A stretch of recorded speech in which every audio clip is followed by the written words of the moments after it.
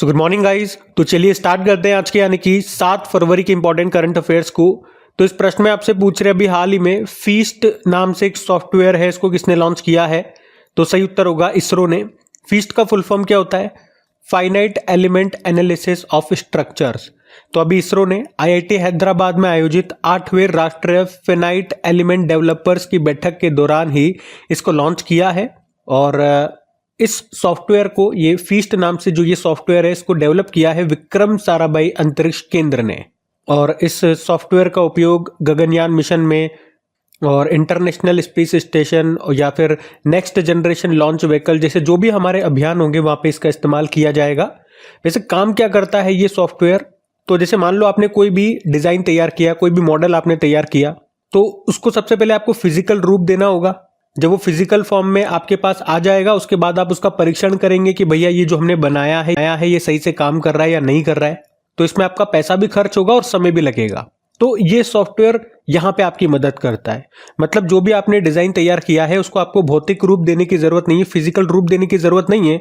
उससे पहले ही उस डिजाइन का परीक्षण कर पाओगे, देख पाओगे कि हाँ, अगर हम इसका फिजिकल रूप तैयार करेंगे तो सही से काम करेगा या नहीं करेगा, या इसमें कुछ और चेंजेस करने या नहीं है। तो पहले आप इसे परफेक्ट रूप से तैयार कर लो, अच्छे से परीक्षण कर लो। जब फाइनल आपके पास डिजाइन आ जाएगा, मॉडल आ जाएगा, तो फिर आप उसे फिजिकल फॉर्म दे देना। इससे आपका पैसा भी बचेगा और समय भी बचेगा। तो ये काम आता है फीस्ट सॉफ्टवेयर। ठीक है, ये इसरो का है, इसरो ने लॉन्च किया। तो पहले हम इसरो के बारे में बात करते हैं। देखो, इसरो मतलब हो गया इंडियन स्पेस रिसर्च ऑर्गेनाइजेशन। स्थापना होती है 1969 में। हेडक्वार्टर मिलेगा बंगलुरु में और चेयरमैन अभी नए बन गए, वी नारायणन 11वें नंबर के बने हैं। इसरो का मोटो होता है space technology is in service of human kind. ये सारे पुरस्कार जो नीचे लिखे हुए हैं ये इसरो को मिले थे चंद्रयान 3 के लिए। कुछ स्टैटिक 2-3 पॉइंट और याद रखना। जैसे कि अगर पूछे इसरो के संस्थापक और इसके पहले अध्यक्ष कौन थे, तो डॉक्टर विक्रम साराभाई थे। और उन्हें भारतीय अंतरिक्ष कार्यक्रम का जनक भी माना जाता है। पद्म भूषण 1966 और पद्म विभूषण 1972 में उनको मिला था। इसरो के अध्यक्ष मतलब सबसे लंबे कार्यकाल वाले अध्यक्ष कौन रहे, तो सतीश धवन 3रे नंबर के। सबसे कम कार्यकाल वालों की बात करोगे तो MGK मेनन 9 महीने का उनका कार्यकाल था और ये 2रे नंबर के अध्यक्ष थे। उसके अलावा कुछ और प्रश्न देखो, यहाँ पे स्पेस से संबंधित कुछ प्रश्न मैं आपको करंट अफेयर्स वाले रिवाइज करा रहा हूँ। अभी इसरो ने किस रॉकेट से इनसेट 3DS सैटेलाइट लॉन्च किया, तो GSLV F-14। और नासा और जाक्सा, नासा ये अमेरिका का है और जाक्सा ये जापान का है। ये दुनिया का पहला लकड़ी का सैटेलाइट लॉन्च करेंगे। कौन सी लकड़ी का इस्तेमाल होगा? मैग्नोलिया। और नासा ने महासागरों और वायुमंडल का अध्ययन करने के लिए कौन सा मिशन शुरू किया? पेस मिशन। और इसरो ने एक टेस्ट किया था रीयूजेबल लॉन्च व्हीकल को, उसका नाम पुष्पक है। उसके अलावा अभी 30 दिसंबर 2024 को इसरो ने किस रॉकेट से स्पेडेक्स मिशन लॉन्च किया था? PSLV C-60 से। ये इसरो का 99वां मिशन था। यहाँ पे स्पेडेक्स का मतलब होता है स्पेस डॉकिंग एक्सपेरिमेंट। और इसरो का 100वां मिशन कौन सा है, जिसमें हमने NVS-02 सैटेलाइट को लॉन्च किया है? किससे? GSLV F-15 से। ये हमारा नेविगेशन सिस्टम है। कौन सा? नाविक।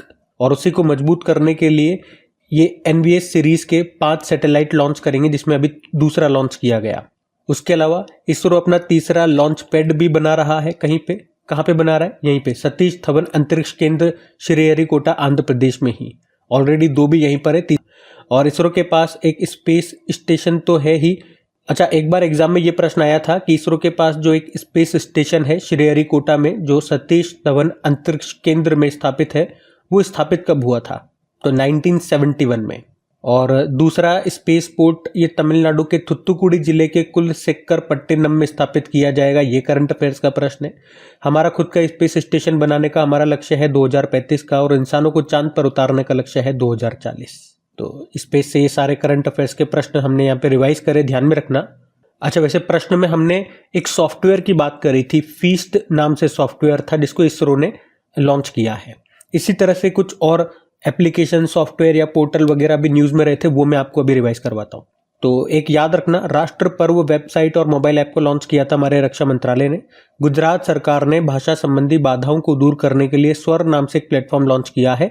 स्वर मतलब हो गया speech and written analysis resource. मात्र मृत्यु दर को कम करने के लिए सृजन मोबाइल ऐप को लॉन्च किया पंजाब ने। केंद्र सरकार ने संपत्तियों की ई नीलामी के लिए बैंक नेट पोर्टल लॉन्च किया। केंद्र सरकार ने बहुभाषी शिक्षा को बढ़ावा देने के लिए कौन सा ऐप लॉन्च किया था? अनुवादिनी। गृह मंत्री अमित शाह ने सीबीआई के कौन से पोर्टल को लॉन्च किया? भारत पोल। रक्षा मंत्री जी ने युद्ध क्षेत्र पर्यटन को बढ़ावा देने के लिए भारत रणभूमि दर्शन नाम से ऐप लॉन्च किया। कंपनियां अपने डॉक्यूमेंट्स ऑनलाइन फॉर्मेट में रख सकती है, उसके लिए सरकार ने एक डिजिटल प्लेटफॉर्म लॉन्च किया, नाम है एनटीटी लॉकर। सम्मान संजीवनी ऐप लॉन्च किया हरियाणा ने। भारतीय रेलवे ने रेलवे सेवाओं को एक ही प्लेटफॉर्म पर एकीकृत करने के लिए, इंटीग्रेट करने के लिए भी स्वरेल नाम से ऐप लॉन्च किया था। आई स्पोर्ट पोर्टल को सेबी ने लॉन्च किया है। उसके अलावा रक्षा मंत्री राजनाथ सिंह ने युद्ध क्षेत्र निगरानी प्रणाली को लॉन्च किया, उसका नाम संजय है। तो इस तरह के 12 प्रश्न हमने और देखे, ध्यान में रखना। अगला प्रश्न देखते हैं। फिर अगले में पूछ रहे हैं, अभी पहला वैश्विक न्याय, शांति और प्रेम शिखर सम्मेलन 2025 कहां पर आयोजित होगा? तो आंसर होगा यूनाइटेड अरब अमीरात में। तो याद रखना ये पहली बार होगा, इसलिए प्रश्न इंपॉर्टेंट है। पहला वैश्विक न्याय, शांति और प्रेम शिखर सम्मेलन ये कहां पर होगा? यूनाइटेड अरब अमीरात के दुबई में होगा। अप्रैल में होगा, 12 और 13 अप्रैल को, अभी इसी साल होगा 2025 में। थीम भी है इसकी एक ग्रह एक आवाज। तो उद्देश्य क्या है इसका आयोजन का? नाम से समझ में आ रहा है, न्याय, प्रेम और शांति से प्रेरित दुनिया बनाने के लिए वैश्विक दूरदर्शी लोगों को एक साझा मंच पर लाना है। अब यहाँ पे हम 2 काम करेंगे। एक तो यूनाइटेड अरब अमीरात की बात है तो वहां मैं ले चलूंगा आपको, लेकिन उससे पहले कुछ इंपॉर्टेंट शिखर सम्मेलन समिट्स जो अभी हमने देखे वो मैं आपको रिवाइज कराता हूँ। देखो, अगर आपसे पूछे कि world audio visual entertainment summit, ये अभी फरवरी में ही होगा, भारत में नई दिल्ली में पहली बार होगा। पहली बार मतलब भारत इसको होस्ट कर रहा है, तो इंपॉर्टेंट हो गया। अभी 31वां राष्ट्रीय बाल विज्ञान कांग्रेस हुआ था भोपाल में। ग्रामीण भारत महोत्सव 2025 हुआ नई दिल्ली में, जिसमें आदर्श वाक्य क्या था? गांव बढ़े तो देश बढ़े। 28वां राष्ट्रमंडल संसदीय सम्मेलन 2026 में होगा भारत में। इंडिया एनर्जी वीक 2025 का आयोजन हुआ नई दिल्ली में। काशी तमिल संगम 3.0 होगा अभी वाराणसी में, जिसका उद्घाटन करेंगे शिक्षा मंत्री धर्मेंद्र प्रधान। 8वां इंडस फूड 2025 हुआ ग्रेटर नोएडा में। 15वां एरो इंडिया 2025 का आयोजन होगा अभी बेंगलुरु में। तीसरा राष्ट्रीय खनन मंत्रियों का सम्मेलन हुआ कोणार्क उड़ीसा में। पहला ओलंपिक अनुसंधान सम्मेलन 2025 हुआ गुजरात के गांधीनगर में। 27वां अंतर्राष्ट्रीय ग्लास कांग्रेस 2025 का आयोजन हुआ कोलकाता में, और अगला वाला जो 28वां एडिशन वो जापान में होगा। राष्ट्रीय सुशासन सम्मेलन हुआ गांधीनगर में। पहला प्रौद्योगिकी संवाद यानी कि पहला जो टेक्नोलॉजी डायलॉग है वो अभी हुआ IISc बेंगलुरु में। हथकरघा सम्मेलन पंथन, जिसको नाम दिया मंथन, ये हुआ नई दिल्ली में। राष्ट्रीय जनजाति स्वास्थ्य सम्मेलन अभी हुआ नई दिल्ली में। ब्रिक्स युवा उद्यमिता सम्मेलन ये इस साल होगा, भारत में होगा। उसके अलावा पहला रायसीना मध्य पूर्व सम्मेलन ये अबू धाबी में होगा, मतलब हो चुका है अभी, जिसमें चीफ गेस्ट थे हमारे विदेश मंत्री सुब्रमण्यम जयशंकर। तो 17 इंपॉर्टेंट समिट्स, और ये सारी 2025 वाली ही है, ये हमने रिवाइज कर ली, इनको ध्यान में रखना। अब बात तो यूनाइटेड अरब अमीरात की भी है, तो ये रहा मैप में UAE। कैपिटल अबू धाबी होती है, करेंसी है दिरहम, प्रेसिडेंट है मोहम्मद बिन जायद अल नयान। और ये जो दुबई है, यहाँ पे किसका हेडक्वार्टर है? आपको ICC इंटरनेशनल क्रिकेट काउंसिल का। आपको याद होगा अभी जो नवा ICC women's T20 world cup 2024 united Arab अमीरात में हुआ था, उसको न्यूजीलैंड ने जीता था, साउथ अफ्रीका को हराया था। उसके अलावा विश्व शिक्षा सम्मेलन 2024 भी हुआ था दुबई में ही। दुनिया की पहली 3D प्रिंटेड इलेक्ट्रिक एब्रा, एक तरह की नाव है, इसका परीक्षण किया गया था यूनाइटेड अरब अमीरात में ही। दुनिया की दूसरी सबसे ऊंची बिल्डिंग ये दुबई में बनेगी, बुर्ज अजीजी इसका नाम होगा। और वर्ल्ड ग्रीन इकोनॉमिक फोरम 2024 भी हुआ था दुबई में। वर्ल्ड गवर्नमेंट समिट 2024 भी हुआ था दुबई में। विश्व की पहली हवाई टैक्सी सेवा ये दुबई में शुरू हुई। IIT दिल्ली ने भारत के बाहर अपना कैंपस खोला है अबू धाबी में। मोदी जी ने पिछले साल फरवरी को अबू धाबी में पहले हिंदू मंदिर का उद्घाटन किया था, और मोदी जी ने ही भारत मार्ट की आधारशिला दुबई में रखी। उसके अलावा भारतीय विदेश व्यापार संस्थान ने कहां पर अपना पहला विदेशी परिसर स्थापित करने की घोषणा की? यूनाइटेड अरब अमीरात। और IIT मद्रास ने अपना पहला अंतर्राष्ट्रीय अनुसंधान केंद्र कहां पर खोलने की घोषणा की? दुबई में। यूनाइटेड अरब अमीरात ने 2025 को समुदाय का वर्ष, ईयर ऑफ कम्युनिटी घोषित किया। पहला रायसीना मध्य पूर्व सम्मेलन हुआ अबू धाबी में, यह हमने देख ही लिया, जिसमें चीफ गेस्ट सुब्रमण्यम जयशंकर थे। ठीक है, तो ये सारे पॉइंट्स ध्यान में रखना। प्रश्न देखते हैं। फिर अगले में पूछ रहे कि अभी हाल ही में अंतर्राष्ट्रीय वायु परिवहन संघ की रिपोर्ट के अनुसार भारत को वैश्विक घरेलू उड़ान भार रैंकिंग में अभी कौन सा स्थान मिला है? तो सही उत्तर होगा पहला स्थान मिला है। तो अभी अंतर्राष्ट्रीय वायु परिवहन संघ ने ये रिपोर्ट जारी की है और उसमें बताया कि भारत को वैश्विक घरेलू उड़ान भार रैंकिंग में पहले स्थान पर रखा गया है। इसका मतलब ये हो गया कि किस देश के सबसे ज्यादा यात्रियों ने घरेलू उड़ान में सफर किया है, passenger load on domestic flight.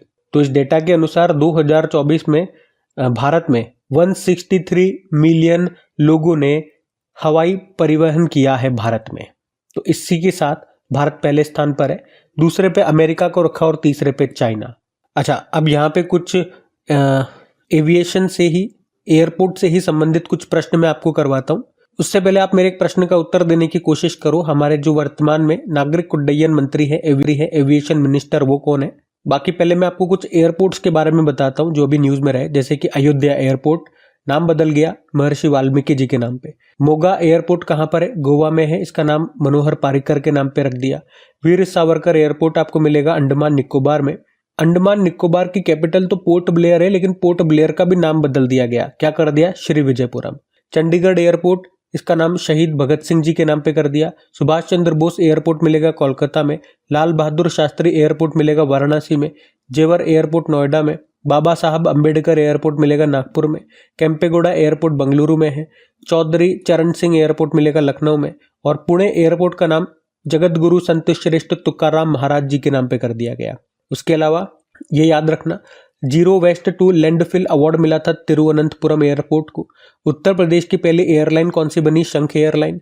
Bharat के पहले self powered indoor air quality monitor का अनावरण किया था तिरुवनंतपुरम इंटरनेशनल एयरपोर्ट में ही, जिसका नाम रखा था पवन चित्र। और नागरिक उड्डयन मंत्रालय ने उड़ान यात्री कैफे को किस एयरपोर्ट पर लॉन्च किया? तो याद रखना, नेताजी सुभाष चंद्र बोस इंटरनेशनल एयरपोर्ट, जो आपको मिलेगा कोलकाता में। उद्देश्य क्या है? एयर पैसेंजर्स को सस्ते भोजन और पेय पदार्थ प्रदान करना। 150 गंतव्यों को जोड़ने वाला देश का पहला हवाई अड्डा बना इंदिरा गांधी इंटरनेशनल एयरपोर्ट नई दिल्ली वाला। और घरेलू मार्गों पर इन फ्लाइट वाईफाई इंटरनेट सेवाएं प्रदान करने वाली पहली भारतीय एयरलाइन बनी एयर इंडिया। उसके अलावा मुंबई का छत्रपति शिवाजी महाराज इंटरनेशनल एयरपोर्ट, ये भारत का पहला और दुनिया का तीसरा हवाई अड्डा बन गया, जिसे एयरपोर्ट काउंसिल इंटरनेशनल ने हवाई अड्डा ग्राहक अनुभव के लिए लेवल 5 की मान्यता प्रदान की। और directorate general of civil aviation के प्रमुख अभी बन गए फैज अहमद किदवई। जैसे अंतर्राष्ट्रीय नागरिक उड्डयन दिवस कब होता है? इंटरनेशनल सिविल एविएशन डे 7 दिसंबर को होता है। और मैंने अभी आपसे पूछा था उड्डयन मंत्री कौन है? के राम मोहन नायडू हैं, याद रखना। ठीक है, अगला प्रश्न देखते हैं। फिर अगले में पूछ रहे हैं, अभी 27 फरवरी 2025 को नासा एक बड़ा अंतरिक्ष टेलीस्कोप लॉन्च करेगा, उसका नाम क्या है? तो आंसर होगा स्पेरेक्स। तो स्पेरेक्स ये नासा का एक बड़ा अंतरिक्ष टेलीस्कोप है और नासा इसे 27 फरवरी 2025 को लॉन्च करेगा। यहाँ पे वैसे स्पेरेक्स की फुल फॉर्म भी है, आपको ध्यान नहीं रखनी, फिर भी मैं आपको बता देता हूँ। Spectrophotometer for the history of the universe, epoch of reionization and ices explorer. तो नासा का ये जो स्पेरेक्स टेलीस्कोप है, ये कितने में बनकर तैयार हुआ? $488 मिलियन में। इसकी ऊंचाई की बात करोगे तो 8.5 फुट है और चौड़ाई है 10.5 फुट। इसका मुख्य उद्देश्य यूनिवर्स के विकास, मिल्की वे गैलेक्सी का निर्माण और बिग बैंग के रहस्यों का उजागर करना। ये 27 महीनों तक स्पेस में रहेगा और 4 बार पूरे आकाश को स्कैन करेगा। ये रोजाना 600 इमेजेस लेगा और हर 6 महीने में पूरे आकाश का एक डिटेल्ड नक्शा तैयार करेगा। ये 450 मिलियन से भी ज्यादा गैलेक्सीज की स्थिति और वितरण का डिटेल्ड मैप तैयार करेगा। तो ये सब इसके काम होंगे। ये नासा का एक बड़ा अंतरिक्ष टेलीस्कोप है जिसे लॉन्च करेगा नासा, नाम है स्पेरेक्स। अब आपको पता है नासा की बात आ रही है तो नासा तो मैं आपको करवाऊंगा ही सही, लेकिन उससे पहले कुछ इसी तरह के और टेलीस्कोप जो अभी न्यूज में रहे 2-4 मैं आपको बताता हूँ। एक तो याद रखना, अभी लद्दाख में एशिया की सबसे बड़ी दूरबीन स्थापित की गई थी और इसका नाम मेजर एटमॉस्फेरिक चेरेनकोव एक्सपेरिमेंट रखा था। इसे लद्दाख के हैनले वेधशाला में रखा गया। एशिया का सबसे बड़ा लिक्विड मिरर टेलीस्कोप स्थापित किया था उत्तराखंड में। और यूरोपियन स्पेस एजेंसी के गया स्पेस टेलीस्कोप ने शिव और शक्ति नामक 2 प्राचीन तारों की धाराओं की खोज की थी। और यूरोपियन स्पेस एजेंसी ने ही सौरमंडल के पिंडों का निरीक्षण करने के लिए यूक्लिड स्पेस टेलीस्कोप लॉन्च किया था। और जेम्स वेब टेलीस्कोप को लॉन्च किया था नासा ने। अब नासा की बात हो रही है तो इसके बारे में जानते हैं। नासा के स्टैटिक देखो पहले, फुल फॉर्म होती है national aeronautics and space administration, स्थापना होती है 1958 में। हेडक्वार्टर मिलेगा वॉशिंगटन डीसी में। इसका मोटो होता है for the benefits of all, और एडमिनिस्ट्रेटर प्रशासक है बिल नेल्सन। चलो नासा से भी कुछ और करंट अफेयर्स के प्रश्न आपको रिवाइज करवाएं। तो नासा का स्पेस मिशन है, इसने लॉन्च किया था ओशन और एटमॉस्फेयर की स्टडी के लिए। आर्टेमिस मिशन लॉन्च करेगा नासा, इसमें इंसानों को फिर से चांद पर भेजा जाएगा, एक महिला भी होगी जिनका नाम है Christina coach. Da Vinci mission launch करेगा नासा 2029 में, और ये शुक्र यानी कि वीनस के पास से उड़ान भरेगा, इसके कठोर वातावरण का पता लगाएगा। निसार सैटेलाइट नासा और इसरो मिलकर के इसको तैयार कर रहे हैं, इसी साल भारत से इसको लॉन्च किया जाएगा। निसार मतलब होता है, मतलब फुल फॉर्म क्या होती है इसकी, NASA ISRO synthetic aperture radar. और नासा ने अभी न्यूवाइज टेलीस्कोप मिशन को समाप्त कर दिया। टेनेजर 1 सैटेलाइट लॉन्च किया अभी नासा ने फॉल्कन 9 रॉकेट से। ये कार्बन डाइऑक्साइड और मीथेन के प्रमुख उत्सर्जकों का पता लगाएगा। अभी नासा ने मार्स यानी कि मंगल पर सल्फर मिलने की घोषणा की थी।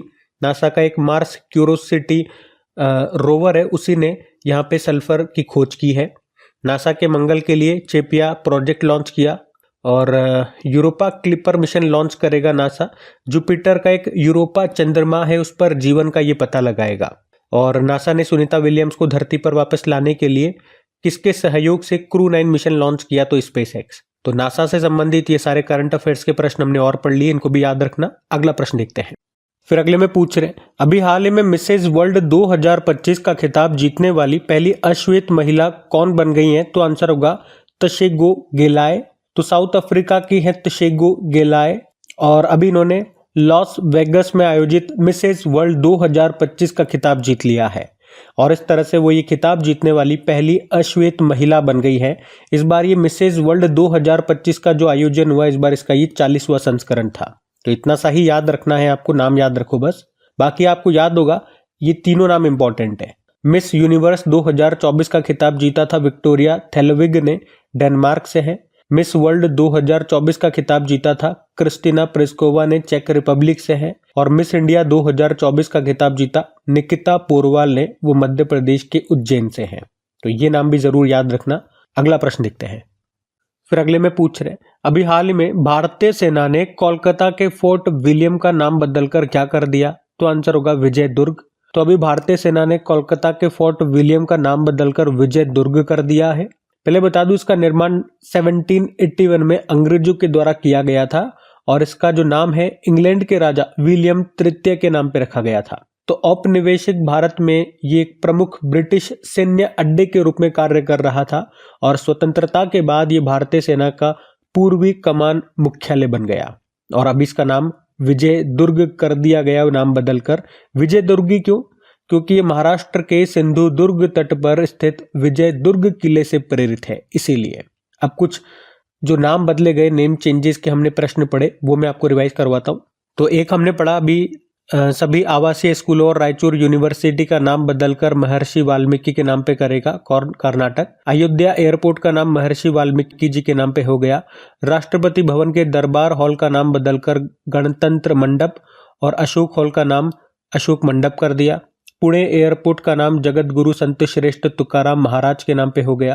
पोर्ट ब्लेयर जो अंडमान निकोबार की कैपिटल है, उसका नाम श्री विजयपुरम हो गया। महाराष्ट्र स्टेट स्किल यूनिवर्सिटी का नाम बदलकर रतन टाटा जी के नाम पे हो गया।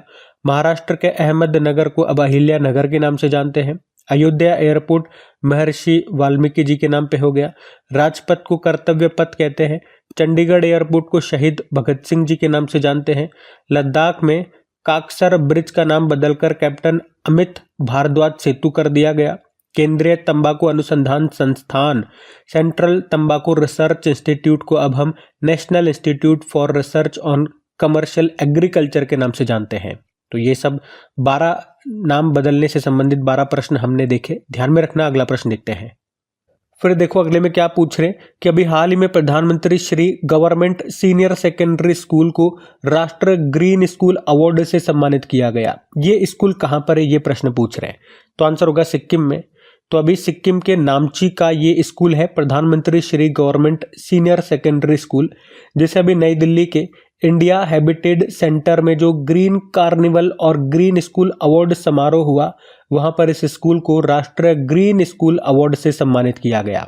और ये centre for science and environment के द्वारा हर साल आयोजित होने वाला एक कार्यक्रम है, जिसका उद्देश्य है पर्यावरण स्थिरता के प्रति देश भर के स्कूलों की प्रतिबद्धता को मान्यता देना। और आपको बता दूं, इस बार ये प्रधानमंत्री Shri government senior secondary school ये पूरे पूर्वोत्तर क्षेत्र से एकमात्र स्कूल है जिसे पर्यावरण के अनुकूल पहल के लिए मान्यता प्राप्त टॉप 100 स्कूलों में शामिल किया गया हो।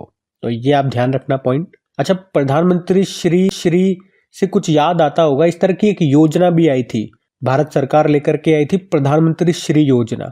श्री का मतलब होता है स्कूल फॉर राइजिंग इंडिया। ये 2022 में योजना आई थी, ये भी ध्यान में रखना। वैसे बात यहाँ पे सिक्किम की है तो ले चलते हैं आपको सिक्किम। ये रहा मैप में सिक्किम। देखो, सिक्किम की कैपिटल गंगटोक होती है, मुख्यमंत्री पीएस गोले या प्रेम सिंह तमांग, गवर्नर है ओम प्रकाश माथुर। आपको याद है सिक्किम ये भारत का पहला ऑर्गेनिक स्टेट है। बाईचिंग भूटिया के नाम पे फुटबॉल स्टेडियम बनाया जा रहा है नामची सिक्किम में ही। और यहाँ की राजकीय मछली बन गई है कूपर महसीर, जिसे केटली भी बोलते हैं। सिक्किम ने अभी ब्लू ड्यूक को अपना स्टेट बटरफ्लाई भी बनाया था। लोसांग महोत्सव होता है यहाँ पे, बुमचू उत्सव होता है। इंस्पायर कार्यक्रम यहाँ पे शुरू हुआ था विश्व बैंक वर्ल्ड बैंक की सहायता से। पुरानी पेंशन योजना को बहाल करने वाला पहला पूर्वोत्तर राज्य बना था सिक्किम। अम्मा और बहिनी योजना यहाँ शुरू हुई थी। नाथुला दर्रा, जिलेपला दर्रा, कंचनजंगा नेशनल पार्क, ये सब आपको यहाँ मिल जाएगा। कागिद नृत्य महोत्सव ये यहाँ पे मनाया जाता है दिसंबर माह में, ये प्रश्न आ चुका है एग्जाम में। तामुल लोसर महोत्सव, और इसे नए साल के रूप में मनाया जाता है। वहाँ पे जो गुरुंग समुदाय है वो इसको मनाती है। नेपाल में और सिक्किम में दोनों जगह इसको मनाया जाता है, ये प्रश्न भी एग्जाम में आया था। उसके अलावा भारत का पहला जैविक मछली क्लस्टर अभी सिक्किम में लॉन्च हुआ। और खेचे ओपालरी वेटलैंड को अभी रामसर स्थल के रूप में शामिल किया गया। ये सिक्किम से ही है, सिक्किम की पहली रामसर साइट बनी थी ये, तो ध्यान रखना। इन सब कारण से सिक्किम न्यूज में था। हम अगला प्रश्न देखते हैं। फिर अगले में पूछ रहे हैं कि अभी हाल ही में अमेरिका के राष्ट्रपति डोनाल्ड ट्रंप ने अभी किस संगठन से बाहर होने के कार्यकारी आदेश पर हस्ताक्षर कर दिए हैं? तो आंसर होगा UNHRC। तो डोनाल्ड ट्रंप, अभी आपको याद है पिछले महीने 20 तारीख को ही ये अमेरिका के 47 नंबर के राष्ट्रपति बने थे, और अभी उन्होंने UNHRC से हटने के आदेश पर हस्ताक्षर कर दिए। UNHRC मतलब United nation human right council, संयुक्त राष्ट्र मानवाधिकार परिषद। अच्छा, क्यों हट रहे हैं ये? क्योंकि इन्होंने कहा कि ये जो संस्था है ये हमेशा इजराइल का विरोध करती है और फिलीपींस को सपोर्ट करती है, तो इस कारण से ये इससे बाहर हो रहे हैं। और अब अमेरिका फिलिस्तीनी शरणार्थियों के लिए संयुक्त राष्ट्र एजेंसी को कोई भी धन नहीं देगा। तो UNHRC की बात करें, ये संयुक्त राष्ट्र की एक बॉडी है, यूनाइटेड नेशन की एक बॉडी है, जिसका उद्देश्य होता है दुनिया भर में मानवाधिकारों को बढ़ावा देना और उनकी रक्षा करना, जिसकी स्थापना होती है 15 मार्च 2006 में। हेडक्वार्टर है जेनेवा, स्विट्जरलैंड में। अच्छा, इसी तरह से आपको याद आएगा अभी अमेरिका WHO से भी हट रहा है बाहर, और WHO से हटने की प्रक्रिया इसने शुरू भी कर दी है। उसके अलावा एक और लेटेस्ट न्यूज आप यहीं पे सुन लो, बता रहा हूं मैं। अर्जेंटीना ने भी WHO से अलग होने की घोषणा कर दी है। ठीक है, तो अगर पूछे एग्जाम में कि अमेरिका के अलावा कौन सा देश है जो WHO से अलग हो रहा है, तो अर्जेंटीना आंसर होगा। अगला प्रश्न हम देखते हैं। फिर अगले में पूछ रहे, अभी हाल ही में सिमोना हालेप ने संन्यास की घोषणा कर दी। उनका संबंध किस खेल से है? तो आंसर होगा टेनिस से। तो पूर्व में वर्ल्ड नंबर 1 वो टेनिस प्लेयर रह चुकी हैं, 2 बार ग्रैंड स्लैम चैंपियन वो रह चुकी हैं। सिमोना हालेप उनका नाम है, लेकिन अभी 33 वर्ष की उम्र में टेनिस से संन्यास लेने की उन्होंने घोषणा कर दी है। अभी कुछ दिन पहले भी इनके बारे में मैंने आपको पढ़ाया था। अभी डोपिंग का इन पे आरोप लगा था, उस कारण से 4 साल का इन पे बैन भी लगाया गया था। और कहाँ से हैं ये भी पूछा जा सकता है। ये रोमानिया की टेनिस प्लेयर है। तो 2017 में पहली बार ये WTA वर्ल्ड नंबर 1 प्लेयर बनी थी। WTA मतलब होता है विमेन्स टेनिस एसोसिएशन। और 2 बार इन्होंने ग्रैंड स्लैम खिताब जीता। एक तो 2018 में फ्रेंच ओपन में वुमेन सिंगल जीता था, और 2019 में विंबलडन ओपन में वुमेन सिंगल जीता था। तो इनका नाम याद रखना, सिमोना हालेप इनका नाम है। अच्छा, आपको याद है अभी ऑस्ट्रेलियन ओपन हो चुका है, पहला ग्रैंड स्लैम हो चुका है अभी जनवरी में। तो उसमें वुमेन और मेन सिंगल किसने जीता? तो देखो, मेन सिंगल तो वही है पुराने वाले जेनिक सिनर इटली से, और वुमेन सिंगल इस बार नई खिलाड़ी आई है, मतलब हमने पहली बार इनका नाम सुना है। मेडिसन कीज इनका नाम है, जो कि अमेरिकी है। ठीक है, तो दोनों के नाम याद रखना। अगला देखते हैं प्रश्न। फिर अगले में पूछ रहे अभी वर्ष 2025 में इंटरनेशनल डेवलपमेंट वीक ये कब आयोजित किया जा रहा है? तो आंसर होगा 2 से लेके 8 फरवरी तक। तो इंटरनेशनल डेवलपमेंट वीक ये हर साल फरवरी के पहले पूर्ण सप्ताह में मनाया जाता है। 2025 में ये हम 2 से लेके 8 फरवरी तक मना रहे हैं। उद्देश्य क्या है? वैश्विक विकास प्रयासों में कनाडा की भूमिका को उजागर करना और लोगों को सस्टेनेबल डेवलपमेंट गोल की दिशा में कार्य करने के लिए प्रेरित करना। इसे मनाने की जो शुरुआत है 1990 में कनेडियन इंटरनेशनल डेवलपमेंट एजेंसी ने ही की थी। पहली बार 1998 में मनाया गया और उसके बाद से हर साल इसे मनाया जा रहा है। बाकी ये थी आज की हमारी करंट अफेयर्स की क्लास। कमेंट करके जरूर बताइएगा सेशन कैसा लगा। अच्छा लगा तो प्लीज़ वीडियोस को लाइक ज़रूर कीजिएगा। अगर अभी तक आपने लाइक नहीं किया तो दोस्तों के साथ में स्टडी ग्रुप में एक बार शेयर ज़रूर कर देना अपने वीडियोस को। बाकी PDF आपको मिल जाती है अपनी टेलीग्राम चैनल पे, जिसका लिंक नीचे डिस्क्रिप्शन बॉक्स में है।